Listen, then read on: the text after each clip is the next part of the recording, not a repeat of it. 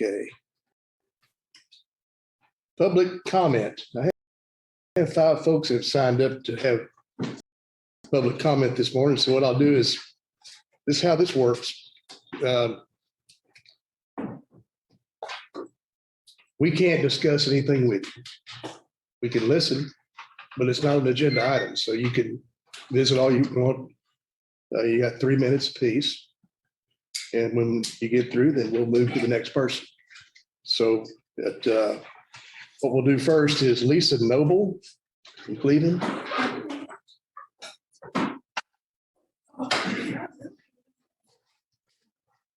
Morning, y'all. Good morning. Sorry, I'm not a good speaker, so I wrote it earlier down. I'm Lisa Noble. I've been in Liberty County my 54 years on earth. And I've noticed over the past 15 years that the animal issue has just gotten to be a huge problem. And I feel it's endangering the welfare of our citizens. I mean, because on any given day, we can go out and see 50 to 100 dogs just roaming around. Some are owned, some are abandoned strays, just searching for food and shelter. And I feel like leaving them out there is just causing a huge problem. They're overbreeding, they're causing packs, which is very dangerous.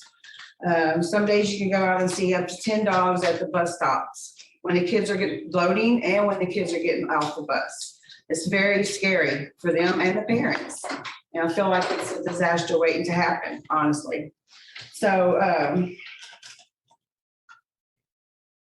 sometimes we go, honestly, I'm a rescuer. We find dogs with projectiles all through their bodies. I mean, there can be 50 projectiles in one little 20, 30 pound dog because they're being told to shoot the animals. And that is not humane in any way. A lot of times they're only maimed and they're not being killed instantly like, everybody thinks. So that's, it's not humane at all. And also aggressive dogs are painful. Dogs are in pain too. So I just want to bring this all to you guys. I've been here before and I've talked on some of the subjects before with the issues we've had.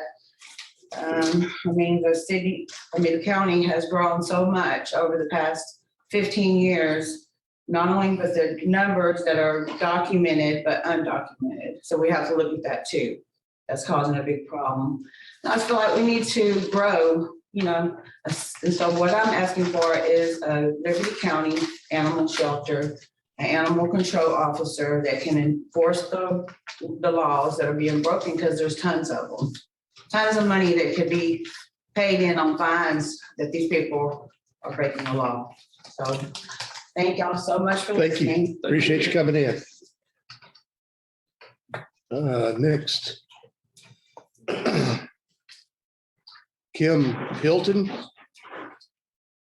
It's like, Kim, you're from Cleveland. Okay, thank you for coming. I'm from Cleveland, also a rescuer, and yes, we do have a major issue. We have really grown in the past 3 years. So many people right now that are not documented and that are bringing their ways to Liberty County, and the dogs are being mistreated. They're coming in packs. They are biting. They are attacking people. Kids are scared to get on the buses. Yeah, then they start shooting their guns at one dog that goes into a yard. What if it hits a kid? They shouldn't be doing that right there. We need animal shelter in Liberty County that can be ran properly and get some of these dogs off the streets, get them into homes where they belong. In an enclosure, people need to have leash law. I think that Liberty County could come up with leash law, mandatory spay and neuter for dogs that's 6 months older, because they're just letting their dogs have puppies after puppy after puppy. I mean, it's a problem. People are scared. So if we could get some help, we got a lot of people that would come in and help us do it. We got volunteers that would help run it. I mean, we just want to be able to get a workshop and be able to talk it out with you, bring you some numbers to the table and show you what we can do. And bring some rescue people in here to show that they will help too, also in Liberty County. So, we have millions of strays here in Liberty County, and people don't even realize it, I guess. When you drive down any roads here in the county, and they dump their trash, and then they dump their animals right beside their trash. There's 7 dogs right now on one street with a pile of trash sitting out there. Nobody cares, but I care. And there's a lot of other people that actually care too. So we need some place for these dogs to be able to go until they can get a home. So anyway, that's my issue. All right. Thank you. Appreciate you coming in, Ms. Hill. All right. Let's see. It's Dana Williamson.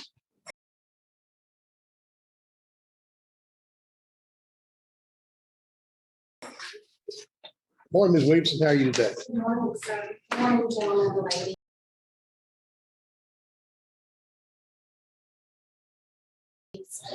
I'm Dana Williamson. I own Savage Corso's Kennel in Dayton. I know we were talking about the growth of the dog population, but I'd like to talk about the environmental impact. Being that we are a rural area out here, the problem with that is that it's becoming less rural and more populated, especially with the neighborhoods that are popping up out in the area. Not only is the dog population causing things like catastrophes and accidents. I mean, yes, we're used to a deer or a hog running out in the middle of the road, but now we have dogs that are running out on 321, Highway 90. The other issue is when you do not have these dogs that are vaccinated, it also can impact water supply for the animals. If a dog is dead, gets into the water supply, then it causes a bacterial that can wipe out a cattle, herd, goats. It just depends. The other thing is with the pack mentality on these dogs, they're taking out smaller animals like chickens, rabbits, certain things like that. And it's costing a lot of the farmers in the area that have these animals a lot of money. And like the previous lady spoke about, then you got the issue of gunshots, projectiles, and with the county becoming more dense, then you're also going to have people that are going to end up getting shot themselves. And children, you know, it's a pack. When a dog group gets into a pack, it also becomes very aggressive. So the children are not able to ride their bicycles or play in the, you know, in the streets or the yards, and it's an issue. The other thing is I've noticed a lot of people in the county as well chaining dogs to trees without water. That is a felony in the state of Texas, and there needs to be control on that.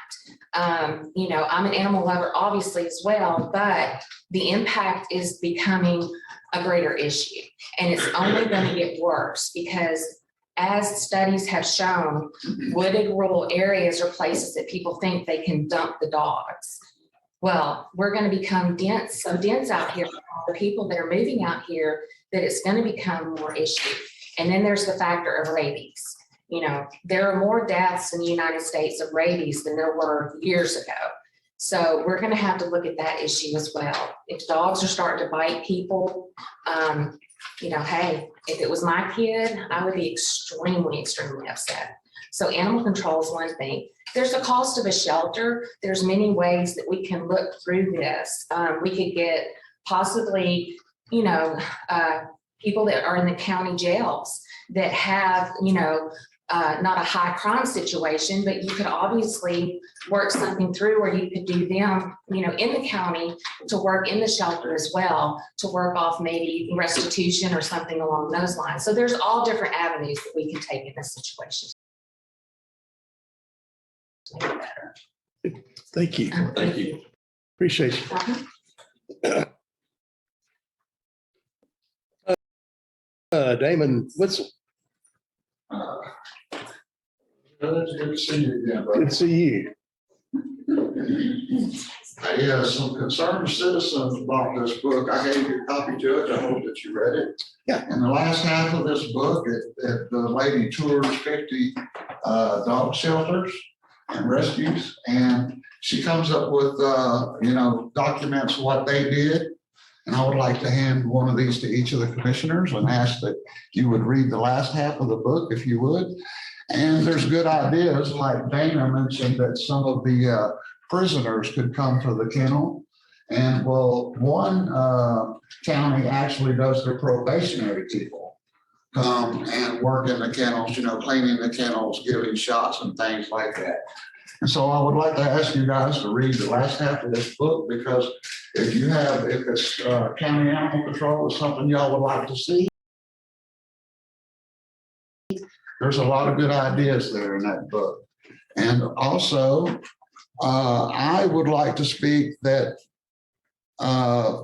us not having county animal control is a public health and safety issue and a huge financial risk to the county. I would like to give y'all this article, a lady named Linda Oliver. Does anybody remember Linda Oliver? No, of course not. In 2013 in Woodland Hills, somebody dumped off a dog in front of her house and she started feeding it. 2 weeks later, it mauled her and killed her. Now, if the family had a thought that if her life could have been saved by the county having animal control, oh, I'm so very sorry. They could have sued the county for millions of dollars. And me and Judge Knight have disagreed about the cost of all of this, and we would like to have a workshop to be able to come in whenever me and Lisa and Brad spoke, or Kim, when we spoke before y'all before, that day there was supposed to be a representative from nonprofits out of Houston come. But it flooded that day here and in Houston, and they were going to pledge their support monetarily. I am in contact with Sam Houston, one of the constables of San Jacinto County, and he runs their animal control. And they're building a brand new facility for $165,000. It's going to house 34 dogs. So it's not going to be near as expensive as some people think. And Mr. Constable Houston has offered to come and advise us if this is something that we should decide to attempt to do. And so I would like to hold a workshop. You know, that's what we're all asking. We want y'all's input, you know, because if this is going to happen, it's not a small task. It's going to take, you know, not just us, but y'all also. So thank you very much for letting me speak Thank before you. y'all. Appreciate you coming. Amanda Jordan. Or Ms. Jordan.